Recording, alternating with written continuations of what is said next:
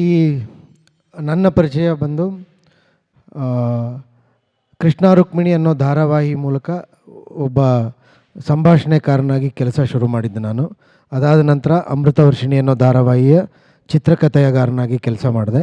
ಅಲ್ಲಿಂದ ಒಂದು 5 ವರ್ಷಗಳ ಕಾಲ ಬರವಣಿಗೆ ಕೆಲಸ ಮಾಡಿ, ಅದಾದಮೇಲೆ ಝೀ ಕನ್ನಡ ಚಾನಲ್ನಲ್ಲಿ 1-2 ವರ್ಷ ಕಮಿಷನ್ ಹೆಡ್ ಅಂದರೆ ಲಾಂಚ್ ಇನ್ಚಾರ್ಜ್ ಆಗಿ ಕಾಮಿಡಿ ಕಿಲಾಡಿಗಳು ಮತ್ತು ಡ್ರಾಮಾ ಜೂನಿಯರ್ಸ್ನಂಥ ಶೋಗಳನ್ನು ಲಾಂಚ್ ಮಾಡಿದ ನಂತರ ಫಿಕ್ಷನ್ ಹೆಡ್ ಆಗಿ ಒಂದು 3 ವರ್ಷ ಕೆಲಸ ಮಾಡಿದ್ದೀನಿ, ಅಂದರೆ ಸೀರಿಯಲ್ಗಳ ಮುಖ್ಯಸ್ಥನಾಗಿ. ಇದಿಷ್ಟು ನನ್ನ ಕೆರಿಯರ್ನ ಹಿನ್ನೆಲೆ. ಸಿನಿಮಾ ಮಾಡಬೇಕು ಅನ್ನೋ ಕಾರಣಕ್ಕೆ ಆ ಕೆಲಸವನ್ನು ಬಿಟ್ಟು ಇದು ನನ್ನ ನಿರ್ದೇಶನದ ಮೊದಲನೇ ಸಿನಿಮಾ ಆಗಿದೆ. ಈ ಸಿನಿಮಾದ ನಿರ್ಮಾಪಕರು KS ರಾಮ್ಜಿ. ಸುಮಾರು 13-14 ಧಾರಾವಾಹಿಗಳನ್ನು ಬರೆದು ನಿರ್ದೇಶಿಸಿ ನಿರ್ಮಾಣ ಮಾಡಿರುವಂಥ ಖ್ಯಾತಿ ಇರುವಂಥ ಕಿರುತೆರೆಯ ದೊಡ್ಡ ನಿರ್ಮಾಪಕರು. ಪುಟ್ಟಗೌರಿ ಮದುವೆಯಿಂದ ಆರಂಭಿಸಿ ಇತ್ತೀಚಿನ ರಾಮಾಚಾರಿ ತನಕ ಅನೇಕ ಧಾರಾವಾಹಿಗಳನ್ನು ಅವರು ನಿರ್ಮಿಸಿದ್ದಾರೆ. ಅವರು ಈ ಚಿತ್ರದ ನಿರ್ಮಾಪಕರು. ಮತ್ತು ಸಿನಿಮಾದ ಬಗ್ಗೆ ಹೇಳೋದಾದರೆ, ಇದು ಒಂದು ಪ್ಯಾರಲಲ್ ಲೈಫ್ ಅನ್ನೋ ಹೊಸತನದ ಕಾನ್ಸೆಪ್ಟನ್ನ ಬೇಸ್ ಮಾಡಿದಂಥ ಸಿನಿಮಾ. ಪ್ಯಾರಲಲ್ ಲೈಫ್ ಅಂತಂದರೆ ಒಬ್ಬರ ಲೈಫಲ್ಲಿ ನಡೆದಿದ್ದೆ ಮತ್ತೊಬ್ಬರ ಲೈಫಲ್ಲೂ ನಡೆದರೆ ಹೇಗಿರುತ್ತೆ ಅನ್ನುವ ಒಂದು ಎಳೆಯನ್ನು ಇಟ್ಕೊಂಡು ಅದರ ಮೇಲೆ ಕಥೆಯನ್ನು ಹೆಣೆದಿದ್ದೇವೆ. ಇದಕ್ಕೆ ರಿಸರ್ಚ ಅಥವಾ ಉದಾಹರಣೆಗಳಿದೆಯಾ ಅಂತಂದರೆ ಅಂಥ ದೊಡ್ಡ ಉದಾಹರಣೆಗಳೇನಿಲ್ಲ. ಇದೊಂದು ಕಾಲ್ಪನಿಕ ಕತೆ, ಎಲ್ಲವೂ ಇಲ್ಲಿ ಕಲ್ಪನೆಯೇ. ಹಾಗೆ ನಡೆಯೋದಕ್ಕೆ ಸಾಧ್ಯನೇ ಇಲ್ಲ, ನಡೆದರೆ ಹೇಗಿರುತ್ತೆ ಅನ್ನೋ ಕುತೂಹಲ ನಮ್ಮೊಳಗೆ ಸೃಷ್ಟಿಯಾದ್ದರಿಂದ ಅದನ್ನು ತೆರೆ ಮೇಲೆ ತರುವ ಪ್ರಯತ್ನ ಮಾಡಿದ್ದೇವೆ. ಮುಖ್ಯವಾಗಿ ಈ ಸಿನಿಮಾದಲ್ಲಿ ಭಗತ್ ಲೀಡ್ ಕ್ಯಾರೆಕ್ಟರ್ ಮಾಡಿದರೆ, ಮತ್ತೊಂದು ಪ್ಯಾರಲಲ್ ಕ್ಯಾರೆಕ್ಟರ್ ಅಂದರೆ ಇವರಷ್ಟೇ ಪ್ರಮುಖವಾದಂಥ ಮತ್ತೊಂದು ಕ್ಯಾರೆಕ್ಟರ್ನ ಗೋಪಾಲ್ ದೇಶಪಾಂಡೆ ಅವರು ಆ್ಯಕ್ಟ್ ಮಾಡಿದ್ದಾರೆ. ಎಲ್ಲರಿಗೂ ಗೊತ್ತಿರುವ ಹಾಗೆ ಇತ್ತೀಚಿನ ದಿನಗಳಲ್ಲಿ ತುಂಬ ಪ್ರಚಲಿತದಲ್ಲಿರುವ ಮತ್ತು ಚಿಕ್ಕ ಚಿಕ್ಕ ಪಾತ್ರಗಳಲ್ಲೂ ಅವರು ಕೊಟ್ಟಂಥ ಪಾತ್ರಗಳಲ್ಲಿ ತುಂಬ ಚೆನ್ನಾಗಿ ಸ್ಕೋರ್ ಮಾಡಿ ಆಡಿಯನ್ಸ್ನ ಅಟ್ರ್ಯಾಕ್ಟ್ ಮಾಡುವಂಥ ಪ್ರತಿಭೆ ಇರುವಂಥ ಗೋಪಾಲ್ ಕೃಷ್ಣ ದೇಶಪಾಂಡೆ ಅವರು ಈ ಸಿನಿಮಾದಲ್ಲಿ ಇಡೀ ಸಿನಿಮಾದಲ್ಲಿ ಇದ್ದಾರೆ. ಮತ್ತು ಅವರನ್ನು ಚಿಕ್ಕ ಚಿಕ್ಕ ಪಾತ್ರಗಳಲ್ಲಿ ನೋಡಿ ಇಷ್ಟಪಟ್ಟವ್ರಿಗೆ ಅವರನ್ನು ಈ ಪಾತ್ರದಲ್ಲಿ ನೋಡುವಾಗ ಇನ್ನೂ ಜಾಸ್ತಿ ಖುಷಿಯಾಗುತ್ತೆ ಅವ್ರಿಗೆ ಅನ್ನೋದು ನಮ್ಮ ನಂಬಿಕೆ. ಅವರ ಹಾಗೆ ನವೀನ್ ಕೃಷ್ಣ ಅವರು ಮೊದಲನೇ ಬಾರಿಗೆ ತುಂಬ ದಿನಗಳ ನಂತರ ಸ್ಕ್ರೀನ್ ಮೇಲೆ ಬರ್ತಾ ಇದ್ದಾರೆ ಮತ್ತು ಮೊದಲನೇ ಸಲ ನೆಗೆಟಿವ್ ಕ್ಯಾರೆಕ್ಟರ್ ಆಗಿ ಪ್ಲೇ ಮಾಡ್ತಿದ್ದಾರೆ. ಅರುಣಾ ಬಾಲರಾಜ್ ಅವರಿದ್ದಾರೆ, ತಾಯಿ ಪಾತ್ರ.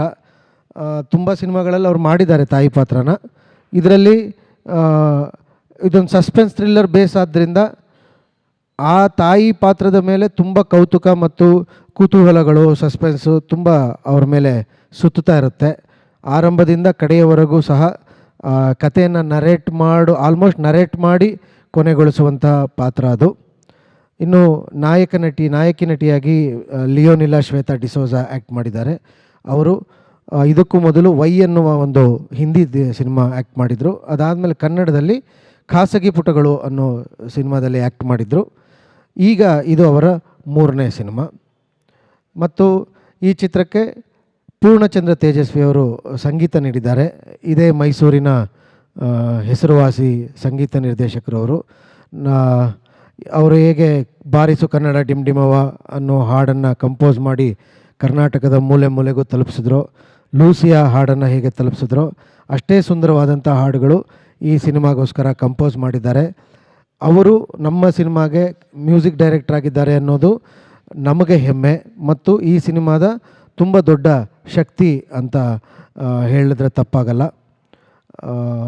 ಮತ್ತು ಇದನ್ನು ಆರ್ಟ್ ಕೆಲಸವನ್ನು ಗಿರೀಶ್ ಮಾಡಿದ್ದಾರೆ, ಗಿರೀಶ್ ಕನಕಪುರ. ಆ್ಯಕ್ಷನ್ ಬ್ಲಾಕ್ಸ್ ಎಲ್ಲ ನರಸಿಂಹ ಅವರು ಕಂಪೋಸ್ ಮಾಡಿದ್ದಾರೆ ಮತ್ತು ಕೊರಿಯೋಗ್ರಫಿಯನ್ನು ಬಜರಂಗಿ ಮೋಹನ್ ಅವರು ಮಾಡಿದ್ದಾರೆ. ಕಥೆಯಲ್ಲಿ ನಮಗೆ ವಿಶೇಷ ಅನಿಸಿದ್ದು ಮತ್ತು ಜನಕ್ಕೆ ಏನು ಇಷ್ಟ ಆಗ್ಬೋದು ಅನ್ನೋದಾದರೆ ಅದು ಸ್ಕ್ರೀನ್ ಪ್ಲೇ. ಹೊಸಬರು ಬಂದಾಗ ಖಂಡಿತವಾಗ್ಲೂ ಎಲ್ಲರದ್ದು ಅದೇ ಪ್ರಯತ್ನ ಇರುತ್ತೆ, ವಿಶೇಷವಾಗಿರಬೇಕು, ಹೊಸದಾಗಿರಬೇಕು ಅಂತ. ನಾವೇನು ಹೊರತಲ್ಲ ಅದಕ್ಕೆ. ಪ್ರತಿಯೊಬ್ಬ ನಿರ್ಮಾಣ ಮಾಡುವಂಥ ನಿರ್ದೇಶಕನೂ ನಿರ್ಮಾಪಕನೂ ವಿಶೇಷವಾದ ಮತ್ತು ವಿಭಿನ್ನವಾದ ಪ್ರಯತ್ನ ಮಾಡಬೇಕು ಅನ್ನೋ ಯೋಚನೆಯಲ್ಲೇ ಬರೋದು. ಅದೇ ಯೋಚನೆಯಲ್ಲೇ ನಾವು ಬಂದಿದ್ದು. ನಾವು ಏನು ಸ್ವಲ್ಪ ಭಿನ್ನ ಅಂತ ಹೇಳ್ಕೊಳಕ್ಕೆ ಸಾಧ್ಯ ಅನ್ನೋದಾದರೆ, ಯಾರೂ ಮುಟ್ಟದೇ ಇರತಕ್ಕಂಥ ಒಂದು ಸಬ್ಜೆಕ್ಟು ಅಂದರೆ ಪ್ಯಾರಲಲ್ ಲೈಫ್ ಅನ್ನುವಂಥದ್ದು ಕರ್ನಾಟಕದಲ್ಲಂತೂ ಯಾರೂ ಮಾಡೇ ಇಲ್ಲ. ಅದು ಅಂಥದ್ದೊಂದು ಸಬ್ಜೆಕ್ಟನ್ನು ಮಾಡಿದ್ದೀವಿ. ಸ್ಕ್ರೀನ್ ಪ್ಲೇ ಮೇಲೆ ಒಂದು ನಂಬಿಕೆ ಇದೆ, ಕಲಾವಿದರ ಅಭಿನಯದ ಮೇಲೆ ಒಂದು ನಂಬಿಕೆ ಇದೆ. ನಾವಾಗಲೇ ನಮ್ಮ ವಲಯದಲ್ಲಿ ನೋಡಿದ್ದಲ್ಲದೆ ಹತ್ತಿರದ ಮತ್ತು ದೂರದ ಕೆಲವು ರ್ಯಾಂಡಮ್ ಪೀಪಲ್ಗಳಿಗೂ ಸಹ ಸಿನಿಮಾ ತೋರಿಸಿದ್ದೀವಿ. ಎಲ್ಲರಿಗೂ ಇಷ್ಟ ಆಗಿದೆ ಮತ್ತು ಕ್ಲೈಮ್ಯಾಕ್ಸ್ ಬಗ್ಗೆ ಮತ್ತು ಓಪನಿಂಗ್ ಇಂಟರ್ವೆಲ್ ಈ 3 ಬ್ಲಾಕ್ಗಳ ಬಗ್ಗೆ ವಿಶೇಷವಾಗಿ ಮಾತಾಡಿದ್ದಾರೆ. ಅದು ಎಲ್ಲರಿಗೂ ತಲುಪುತ್ತೆ, ಇಷ್ಟ ಆಗುತ್ತೆ ಅನ್ನೋ ಥರದ್ದು ಒಂದು ಅಭಿಪ್ರಾಯ ನಮಗೆ ಬಂದಿದೆ. ಕರ್ನಾಟಕದಾದ್ಯಂತ ನಮ್ಮದೇ ಪ್ರೊಡಕ್ಷನ್ನಿಂದ ಸಿನಿಮಾ ಡಿಸ್ಟ್ರಿಬ್ಯೂಟ್ ಕೂಡ ಮಾಡ್ತಿದ್ದೇವೆ. ಈ ಸಿನಿಮಾನ ನಾನು ಮತ್ತು ರಾಮ್ಜಿಯವರು ಒಂದು ಕಲಿಕೆಯಾಗಿಯೇ ಶುರು ಮಾಡಿದ್ದು. ಅಂದರೆ ಸಿನಿಮಾದ ಹುಟ್ಟು ಹೇಗಾಗುತ್ತೆ ಮತ್ತು ಅದನ್ನು ರೀಚ್ ಮಾಡಿಸಿ ಕಡೆಯ ಪ್ರೇಕ್ಷಕನವರೆಗೂ ತಲುಪಿಸೋದಕ್ಕೆ ಇರುವ ಪ್ರಾಸೆಸ್ಗಳೇನಿದೆ ಅದೆಲ್ಲದನ್ನು ನೋಡಬೇಕು, ಕಲಿಬೇಕು ಅಂತ. ಯಾಕೆಂದರೆ ರಾಮ್ಜಿಯವರ ಆಸೆ ಮತ್ತು ಕನಸುಗಳು ತುಂಬ ದೊಡ್ಡದಿದೆ. ಸೀರಿಯಲ್ನಲ್ಲಿ ಹೇಗೆ ಅವರು ಒಂದು ಪೀಕ್ ಅಂತ ನೋಡಿ ಈಗ ಅದರದೊಂದು ಸ್ಯಾಚುರೇಷನ್ಗೆ ಬಂದು ಇದಕ್ಕೆ ಮೇಲೆ ನಾನು ಸಿನಿಮಾ ಮಾಡ್ತೀನಿ ಅನ್ನೋ ನಿರ್ಧಾರಕ್ಕೆ ಬಂದ ಮೇಲೆ ಅವರ ಮೊಟ್ಟ ಮೊದಲ ಹೆಜ್ಜೆ ಈ ಹೆಜ್ಜಾರು. ಆ ಪ್ರೊಡಕ್ಷನ್ನಿಂದ ಈ ಸಿನಿಮಾ ನಂತರ ಇನ್ನೂ ಮತ್ತಷ್ಟು ದೊಡ್ಡ ದೊಡ್ಡ ಸಿನಿಮಾಗಳು ಬರುತ್ತೆ ಅನ್ನೋ ನಂಬಿಕೆ ನನಗಿದೆ. ಇದೆಲ್ಲವೂ ಸಾಕಾರ ಆಗಬೇಕು ಅಂತಂದರೆ ನಿಮ್ಮಗಳ ಸಹಾಯ ಮತ್ತು ಸಹಕಾರ ನಮಗೆ ತುಂಬ ಮುಖ್ಯ. ಜನಗಳಿಗೆ ಈಗ ನೀವು ಎಲ್ರಿಗೂ ಗೊತ್ತು, ಪ್ರಚಾರ ಅನ್ನುವಂಥದ್ದು ಸಾಮಾನ್ಯವಾಗಿ ಒಂದು ಪೋಸ್ಟರ್ ಮತ್ತು ರೀಲ್ಸಲ್ಲಿ ಉಳ್ಕೊಂಡಿಲ್ಲ. ಅದನ್ನು ಮೀರಿ ಎಲ್ಲ ಥರದ ಸರ್ಕಸ್ಗಳನ್ನು ಮಾಡಬೇಕಾಗಿದೆ. ಈ ವಾರ 6 ಸಿನಿಮಾಗಳು ಬಿಡುಗಡೆ ಆಗ್ತಿದೆ ನಮ್ಮ ಸಿನಿಮಾ ಜೊತೆಯಲ್ಲಿ. ತುಂಬ ಜನ ಕೇಳಿದರು ಏನಕ್ಕೆ ಈ ಥರ 6 ಸಿನಿಮಾಗಳ ಜೊತೆ ಅಂತ. ಪ್ರತಿ ವಾರ 6 ಸಿನಿಮಾ 7 ಸಿನಿಮಾ ಬರ್ತಾನೆ ಇದೆ. ಹಾಗಂತ ಎಷ್ಟು ವಾರ ಅಂತ ನಾವು ಮುಂದಕ್ಕೆ ಹೋಗೋದು. ಮತ್ತು ಅಲ್ಲಲ್ಲೊಂದು ಕಲ್ಕಿ ಬರುತ್ತೆ, ಈ ಕಡೆ ಒಂದು ಇಂಡಿಯನ್ ಬರುತ್ತೆ. ಎಲ್ಲ ಸಿನಿಮಾಗಳನ್ನು ಅವರು ಅಕ್ವೈರ್ ಮಾಡ್ತಾರೆ, ಥಿಯೇಟ್ರ್ಗಳನ್ನು. ಇದ್ರ ಮಧ್ಯೆ ಹೋರಾಟ ಯಾವಾಗಲೂ ಇದ್ದೇ ಇರುತ್ತೆ. ಆದರೂ ನಮ್ಮ ಹೋರಾಟ ಈಗ ನಮ್ಮವ್ರ ಜೊತೆಯಲ್ಲಿ. ಅವ್ರಿಗೂ ಸಿನಿಮಾ ಚೆನ್ನಾಗಾಗಬೇಕು, ಅವ್ರ ಸಿನಿಮಾಗಳು ಜನ ನೋಡಬೇಕು, ಹಾಗೆ ನಮ್ಮ ಸಿನಿಮಾವನ್ನು ನೋಡಿ ಇಷ್ಟಪಡ್ತಾರೆ ಅನ್ನೋ ನಂಬಿಕೆಯಿಂದ ನಾವು ಇದೇ ಜುಲೈ 19ನೇ ತಾರೀಕು ಥಿಯೇಟ್ರ್ಗಳಿಗೆ ಬರ್ತಾಯಿದ್ದೀವಿ. ನಮ್ಮದೇ ಪ್ರೊಡಕ್ಷನ್ನು ಡಿಸ್ಟ್ರಿಬ್ಯೂಟ್ ಮಾಡ್ತಾಯಿದೆ. ಮೈಸೂರಿನ ಎಲ್ಲ ಮಲ್ಟಿಪ್ಲೆಕ್ಸ್ಗಳಲ್ಲೂ ಇರುತ್ತೆ ಮತ್ತು ಪ್ರಭಾ ಥಿಯೇಟ್ರ್ನಲ್ಲಿ 4 ಆಟಗಳು ನಮ್ಮ ಸಿನಿಮಾ ಇರುತ್ತೆ.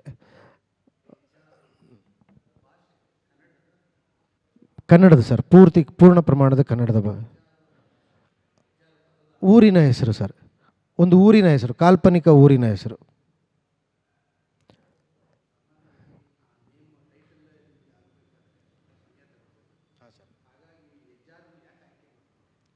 ನೀವು ಹೇಳಿದಾಗೆ ತುಂಬ ಟೈಮ್ ತಗೊಂಡಿದ್ದು ಕೂಡ ಉಂಟು ಸರ್. ನಾವು ಅಂದರೆ ಆಲ್ಮೋಸ್ಟ್ 3/4 ಭಾಗದ ಶೂಟಿಂಗ್ ಮುಗಿದ ಮೇಲೂ ನಮಗೆ ಟೈಟಲ್ ಅಂತ ಫಿಕ್ಸ್ ಮಾಡೋಕ್ಕಾಗಿರಲಿಲ್ಲ. ನಮಗೆ ಏನಂದರೆ ಒಂದು ಗೊಂದಲ ಮತ್ತು ದ್ವಂದ್ವ ಇದ್ದಿದ್ದು, ಯಾವುದೇ ಟೈಟಲ್ ಇಟ್ಟರು ಅದು ಕಥೆಯನ್ನು ಬಿಟ್ಕೊಟ್ಬಿಡುತ್ತೆ, ಊಹಿಸೋದಕ್ಕೆ ಸಾಧ್ಯ ಆಗುವಂಥ ಒಂದು ಎಡ್ಜಲ್ಲಿದ್ವಿ ನಾವು.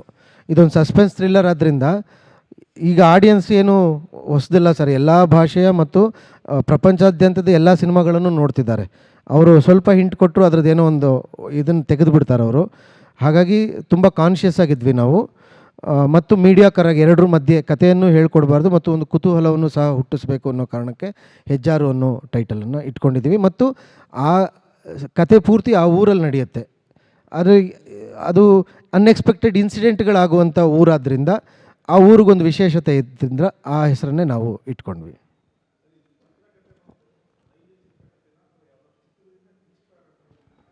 ಯಾವ ಇನ್ಸ್ಪಿರೇಷನು ಇಲ್ಲ ಸರ್, ಇದು ಪೂರ್ತಿಯಾಗಿ ನೈಜ ಕತೆ. ಒಂದೇ ಒಂದು ಇನ್ಸ್ಪಿರೇಷನ್ ಅಂತ ಹೇಳೋದಾದರೆ, ಜಾನ್ ಎಫ್ ಕೆನಡಿ ಮತ್ತು ಅಬ್ರಹಾಂ ಲಿಂಕನ್ ಅವರ ಲೈಫ್ನಲ್ಲಿ ಒಂದು ಏನು ಸಿಮಿಲಾರಿಟೀಸ್ ಇದೆ ಅಂತ ಹೇಳ್ತಾರೆ. ಆದರೆ ಅದು ಯೂಟ್ಯೂಬಲ್ಲಿ ಮತ್ತು ಗೂಗಲಲ್ಲಿರುವಂಥ ವಿಷಯ ಅಷ್ಟೇ. ಅದು ಎಷ್ಟು ಸತ್ಯ ಏನು ಅನ್ನೋದ್ರ ಆಳಕ್ಕೆ ನಾವು ಇಳಿದಿಲ್ಲ. ಇನ್ಸ್ಪಿರೇಷನ್ ಅಂತ ಬಂದಿದ್ದು ಅಲ್ಲಿಂದೇನೆ. ಅವರು 100 ವರ್ಷದ ಗ್ಯಾಪಲ್ಲಿ ಪ್ರೆಸಿಡೆಂಟ್ ಆಗಿದ್ದು, ಅವರ ಸಾವಿನ ರೀತಿ ಎಲ್ಲವೂ ಒಂದೇ ಥರ ಇದೆ ಅನ್ನೋದು. ಹಾಗಾಗಿಯೇ ಈ ಒಂದು ಏನು ಪರಿಕಲ್ಪನೆ ಇದೆ, ಈ ಪ್ಯಾರಲಲ್ ಲೈಫ್ ಅನ್ನುವಂಥದ್ದು. ತುಂಬ ಇನ್ಸಿಡೆಂಟ್ಗಳನ್ನು, ಉದಾಹರಣೆಗಳನ್ನು ನಾವು ಯೂಟ್ಯೂಬ್ ಮತ್ತು ಗೂಗಲ್ನಲ್ಲಿ ನೋಡಿದ್ದೇವೆ. ಅದರಿಂದ ಆಯ್ಕೊಂಡದ್ದು, ಅದರಿಂದ ಹೆಕ್ಕಿ ತೆಗೆದುಕೊಂಡಿದ್ದಷ್ಟೇ ಇದು ಕಲ್ಪನೆ ಸರ್.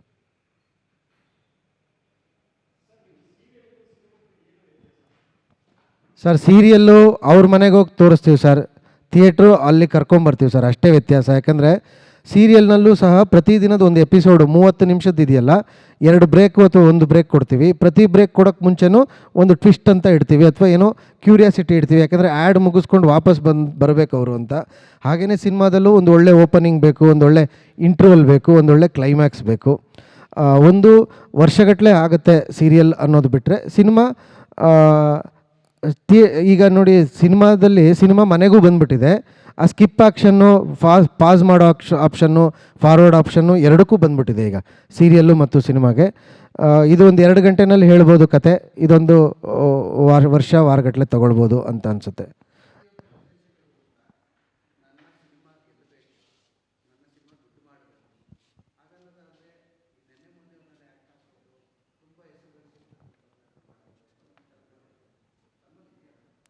ಸರ್, ತುಂಬ ಹೆಸರು ಮಾಡಿದವರು ಎಲ್ಲಿಂದ ಬಂದರು ಸರ್?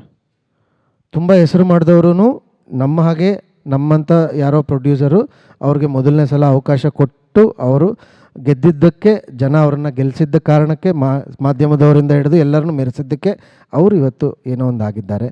ಅದು ಸಹ ಸುಮ್ಮನೆ ಅಂತೂ ಅಲ್ಲ. ನಮಗೆ ಗೊತ್ತಿರುವ ಹಾಗೆ ನೋಡಿರೋ ಉದಾಹರಣೆಗಳು ತುಂಬ ಜನ ಇದೆ. ತುಂಬ ಜನಗಳನ್ನು ತುಂಬ ಚೆನ್ನಾಗಿ ಹೈಪ್ ಮಾಡಿದ್ದು ಉಂಟು. ಅವ್ರಿಗೆ ಟ್ಯಾಲೆಂಟ್ ಇದ್ದು ಅವರು ಅದನ್ನು ದಕ್ಕಿಸ್ಕೊಳ್ಳೋಕೆ ಅವ್ರಿಗೆ ಸಾಧ್ಯ ಆಗಿದ್ದರೆ ಮಾತ್ರ ಇವತ್ತು ಸ್ಟಾರ್ಗಳಾಗಿದ್ದಾರೆ.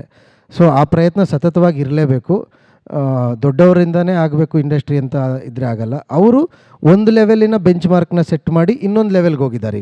ಈಗ ನಮಗೆ ಹೊಸಬ್ರಿಗೆ ಒಂದು ಜಾಗ ಖಾಲಿ ಮಾಡಿದ್ದಾರೆ. ಇದನ್ನು ನಾವು ಬಳಸ್ಕೊಳ್ಬೇಕು, ಸದುಪಯೋಗ ಪಡಿಸ್ಕೊಳ್ಬೇಕು. ಈ ಆವರ್ತನ ಇದು ಪ್ರತಿ ಸಲ ಆಗ್ತಾನೆ ಇರಬೇಕು ಅಂತ ಅನಿಸುತ್ತೆ ಸರ್.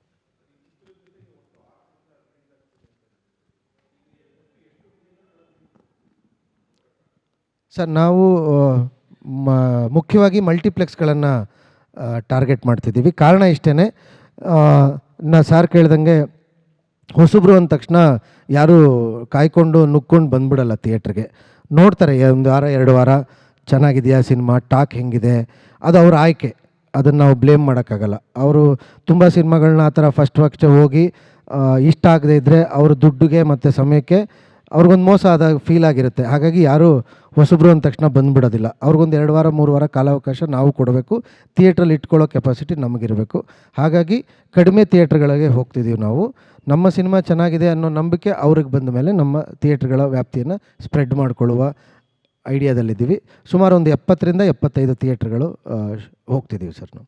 ಮಲ್ಟಿಪ್ಲೆಕ್ಸ್ ನಮ್ಮ ಟಾರ್ಗೆಟ್ಟು. ಹಾಗೆ ಮುಖ್ಯವಾದ ಊರುಗಳಲ್ಲಿ ಸಿಂಗಲ್ ಥಿಯೇಟ್ರ್ಗಳಿಗೂ ಹೋಗ್ತಿದ್ದೀವಿ sir. 3,80,00,000 shoot sir, print publicity ಬಿಟ್ಟು. ಇಲ್ಲ ಸರ್, ಎಲ್ಲ ಕರ್ನಾಟಕದಲ್ಲೇ. ಮಡಂತ್ಯಾರು ಅನ್ನೋ ಊರು, ನಮ್ಮ ಉಜಿರೆ ಮತ್ತು ಮಂಗಳೂರಿನ ಮಧ್ಯೆ ಇರುವ ಮಡಂತ್ಯಾರು ಅನ್ನೋ ಊರಿನಲ್ಲಿ 80% ಶೂಟ್ ಮಾಡಿದ್ದೀವಿ. ಪೊಲೀಸ್ ಸ್ಟೇಷನ್ ಅನ್ನೋದೊಂದು ಸೆಟ್ಟಲ್ಲಿ ನಮಗೆ ಮಾಡಲಿಕ್ಕೆ ಆಗದೆ ಇದರಿಂದ ಬ್ಯಾಂಗ್ಳೂರಿಗೆ ಬಂದು ಶೂಟ್ ಮಾಡಿದ್ದೀವಿ ಸರ್. ಉಳಿದಂತೆ ಎಲ್ಲವೂ ಅಲ್ಲೇ ಸರ್. ಇಲ್ಲ ಸರ್, ಇದು ಹಾರರ್ ಅಲ್ಲ ಸರ್. ಹಾರರ್ ಇಲ್ಲ ಸರ್, ಸಸ್ಪೆನ್ಸ್ ಥ್ರಿಲ್ಲರ್ ಸರ್. ಇದು ಒಂದು ಲವ್ ಸ್ಟೋರಿಯ ಜೊತೆ ನಡೆಯುವ ಸಸ್ಪೆನ್ಸ್ ಥ್ರಿಲ್ಲರ್. ಹೌದಾ ಸರ್? ಅಂದರೆ ಒಂದು ಕ್ಯೂರಿಯಾಸಿಟಿ ಬಿಲ್ಡ್ ಮಾಡೋಕ್ಕೆ ಟ್ರೈ ಮಾಡಿದ್ದೀವಿ. ಅದು ಎಲ್ಲ ನಿಮ್ಮ ಫೀಡ್ಬ್ಯಾಕ್ ಥರನೇ ಕೆಲವು ಕಡೆ ಬಂದಿದೆ ಸರ್. ಹಾರರ್ ಇರ್ಬೋದಾ ಅಂತ, ಇಲ್ಲ ಅಂತ ಹೇಳಿ.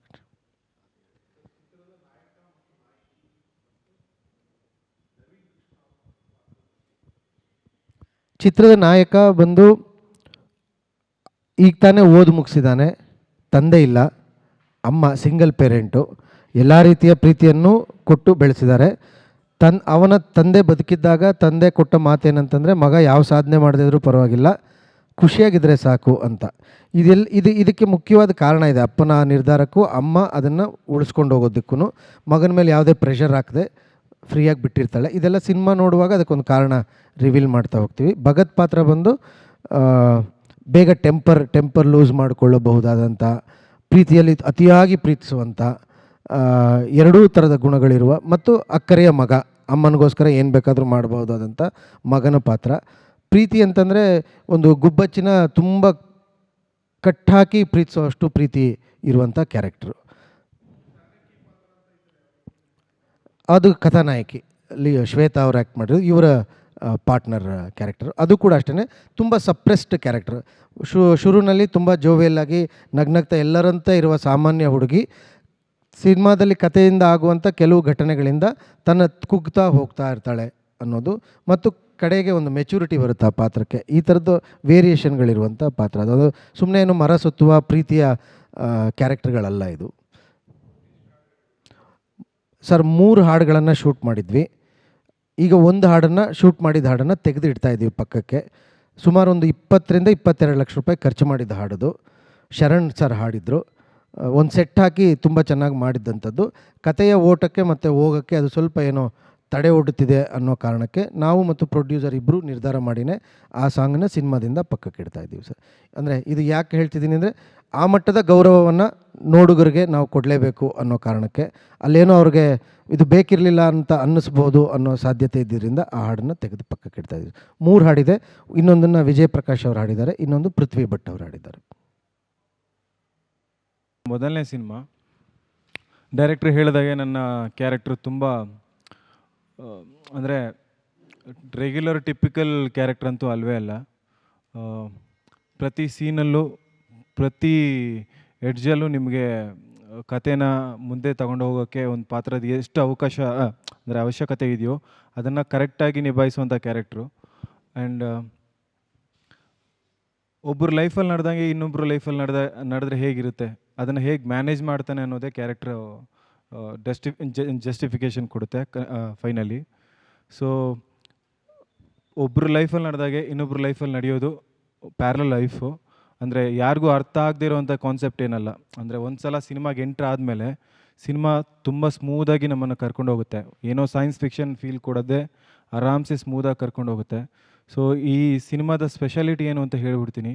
ಸ್ಕ್ರೀನ್ ಪ್ಲೇ ಇರೋಂಥ 4-5 ಕ್ಯಾರೆಕ್ಟರ್ಸು ಏನು ನಮ್ಮ ಜೊತೆ ಜರ್ನಿ ಮಾಡುತ್ತೋ ಎಲ್ಲ ಪಾತ್ರಗಳು ಒಂದೊಂದು ಕಥೆನ ಹೇಳ್ತಾ ಹೋಗುತ್ತೆ. ಅಂದರೆ ಎಡ್ಜ್ ಆಫ್ ದ ಸೀಟ್ ನಿಮ್ಮನ್ನು ಕೂರಿಸುತ್ತೆ, ಟಿಲ್ ದ ಎಂಡ್ವರೆಗೂ ನಿಮ್ಮನ್ನು ಕಾಡಿಸುತ್ತೆ. ಆಮೇಲೆ ಹೀರೋಯಿನ್ ಪಾತ್ರನೂ ಅಷ್ಟೇ, ಸುಮ್ಮನೆ ಡುಯೆಟ್ ಮಾಡಿಕೊಂಡು ನನ್ನ ಜೊತೆ ಸುತ್ತಾಡಿಕೊಂಡು ಸಾಂಗ್ ಆಡ್ಕೊಂಡು ಡ್ಯಾನ್ಸ್ ಆಡ್ಕೊಂಡು ಆಡೋಂಥ ಕ್ಯಾರೆಕ್ಟ್ರಲ್ಲ. ಅದಕ್ಕೆ ಅಂತ ಒಂದು ಕ್ಯಾರೆಕ್ಟರೈಸೇಷನ್ ಇದೆ. ಅದ್ರ ಬಿಹೇವಿಯರು ನಿಮಗೆ ಒಂದೊಂದು ಸಲ ಯಾಕೆ ಈ ಥರ ಆಡ್ತಾ ಇದೆ, ಇದು ಏನು ಹೇಳಕ್ಕೆ ಹೊರಟಿದೆ ಅನ್ನೋದನ್ನು ಫೀಲ್ ಕೊಡುತ್ತೆ. ಆಮೇಲೆ ನಮ್ಮ ತಾಯಿ ಪಾತ್ರ ಮಾಡಿರೋರು ಅರುಣಾ ಬಾಲರಾಜ್ ಅವರು ತುಂಬ ಹೀರೋಗಳಿಗೆ ಅಮ್ಮ ಪಾತ್ರ ಮಾಡಿದ್ದಾರೆ. ಇದರಲ್ಲಿ ಏನು ಸ್ಪೆಷಲು ಅಂದರೆ, ಈಗ ಒಂದು ಕ್ಯಾರೆಕ್ಟ್ರು ನಮ್ಮನ್ನು ಲೀಡ್ ಮಾಡ್ತಾ ಇದೆ ಅಂದರೆ ಒಂದು 5 ಕ್ಯಾರೆಕ್ಟ್ರು ನಮ್ಮ ಸಿನಿಮಾದಲ್ಲಿ ಇದ್ದರೆ 5 ಪಾತ್ರಗಳು ಇಂಪಾರ್ಟೆಂಟ್ ಆಗುತ್ತೆ. ಸ್ಪೆಷಲಿ ಅಮ್ಮ ಪಾತ್ರ ಏನಕ್ಕೆ ಇಂಪಾರ್ಟೆಂಟ್ ಆಗುತ್ತೆ ಅಂದರೆ ಹೀರೋ ಜೊತೆನೇ ಅದು ಟ್ರಾವೆಲ್ ಮಾಡಿರೋದ್ರಿಂದ. ಸೊ ತುಂಬ ಸೀನ್ಸ್ಗಳಲ್ಲಿ ನಮ್ಮನ್ನು ಅದು ಕಾಡುತ್ತೆ. ಸೊ ಹಾಗಾಗಿ ಎಲ್ಲ ಪಾತ್ರಗಳು ಸ್ಪೆಷಲ್ ಇರೋದ್ರಿಂದ ಖಂಡಿತ ನಮ್ಮ ಸಿನಿಮಾ ಅಂತೂ ಸ್ಪೆಷಲಾಗಿ ಅನಿಸುತ್ತೆ. ಸ್ಕ್ರೀನ್ ಪ್ಲೇ ಆ್ಯಂಡ್ ನಮ್ಮ ಇಂಟರ್ವಲ್ ಬ್ಲಾಕಲ್ಲಿ ಗೋಪಾಲ್ ಕೃಷ್ಣ ದೇಶಪಾಂಡೆ ಅವರು, ನಂದು ಅವ್ರದ್ದು ಪ್ಯಾರಲಲ್ ಸ್ಟೋರಿ ನಡೀತಾ ಇರುತ್ತೆ. ಸೊ ಅವರಿಗೆ ಇರುವಂಥ ಕ್ವಶನ್ಸ್ನೆಲ್ಲ ನನ್ನ ಲೈಫ್ ಥ್ರೂ ಅವರು ಫೈಂಡ್ ಮಾಡ್ತಾ ಇರ್ತಾರೆ. ಸೊ ಫೈನಲಿ ಆ ಕ್ವಶನ್ಸಿಗೆ ಆನ್ಸರ್ ಸಿಗುತ್ತೋ ಇಲ್ವೋ ಅನ್ನೋದೇ ನಮ್ಮ ಸಿನಿಮಾದ ಕತೆ. ಸೊ ಇಂಟರ್ವಲ್ ಬ್ಲಾಕಲ್ಲಿ ಅವ್ರ ಪರ್ಫಾಮೆನ್ಸ್ ಆಗಲಿ, ಕ್ಲೈಮ್ಯಾಕ್ಸಲ್ಲಿ ಅವ್ರ ಪರ್ಫಾಮೆನ್ಸ್ ಆಗಲಿ ಎಲ್ಲನೂ ನಿಮ್ಗೆ ಖಂಡಿತ ಇಷ್ಟ ಆಗುತ್ತೆ ಅಂತ ನಂಬಿದ್ದೀನಿ. ಸೊ ಹೋಪ್ಫುಲಿ ನಿಮ್ಮ ಥರನೇ ನಾನು ಫ್ರೈಡೇ ವೆಯ್ಟ್ ಮಾಡ್ತಾಯಿದ್ದೀನಿ ರಿಸಲ್ಟಿಗೆ. ಖಂಡಿತ ನಿಮ್ಮ ಸಪೋರ್ಟ್ ಬೇಕು, ಬಿಕಾಸ್ ಇದು ನನ್ನ ಮೊದಲನೇ ಸಿನಿಮಾ. ಎಲ್ರಿಗೂ ಆಸೆ ಇರುತ್ತೆ ಸ್ಪೆಷಲಾಗಿ ಫಸ್ಟ್ ಸಿನಿಮಾ ಇರಬೇಕು ಅಂತ. ಸ್ಪೆಷಲಾಗಿ ನಾವು ಮಾಡಿದ್ದೀವಿ ಅಂತ ನಾವೆಲ್ಲರೂ ನಂಬ್ತೀವಿ. 100% ನಿಮಗೂ ಇಷ್ಟ ಆಗುತ್ತೆ. ದಯವಿಟ್ಟು ನಿಮ್ಮ ಸಪೋರ್ಟ್ ಬೇಕು. ಥಿಯೇಟ್ರಲ್ಲೇ ಬಂದು ಸಿನಿಮಾ ನೋಡೋ ಥರ ನೀವೇನಾದ್ರು ಮಾಡಿದ್ರೆ ಚೆನ್ನಾಗಿರುತ್ತೆ. ಮೈಸೂರು ಜನತೆನ ನೀವೇ ಕನ್ವಿನ್ಸ್ ಮಾಡಬೇಕು. ಬಿಕಾಸ್ ಇವಾಗಿರೋ ಸಿಚುವೇಶನ್ಸಲ್ಲಿ ಎಲ್ರಿಗೂ ಪಾರ್ಟ್ ಆಗುತ್ತೆ. ಅಂದರೆ ಸಿನಿಮಾ ಥಿಯೇಟ್ರಿಗೆ ಜನರನ್ನ ಕರ್ಕೊಂಡು ಬರೋದು. ಸೊ ಹಾಗಾಗಿ ನಿಮ್ಮ ಸಪೋರ್ಟ್ ನಮಗೆ ಖಂಡಿತ ಬೇಕು. ಅದಕ್ಕೆ ನಾವು ಇಲ್ಲಿರೋದು. ಮೊದಲನೇ ಸಿನಿಮಾ ಅಂತ ಅಲ್ಲ, ನನ್ನ ಹಾರ್ಡ್ ವರ್ಕ್ ಏನು ಸ್ಕ್ರೀನಲ್ಲಿ ನಿಮ್ಗೆ ಕಂಡ್ರೆ ನಿಮಗೆ ಇಷ್ಟ ಆದರೆ ದಯವಿಟ್ಟು ಸಪೋರ್ಟ್ ಮಾಡಿ, ಮುಂದಕ್ಕೂ ಸಿನಿಮಾ ಮಾಡಬೇಕು. So thank you.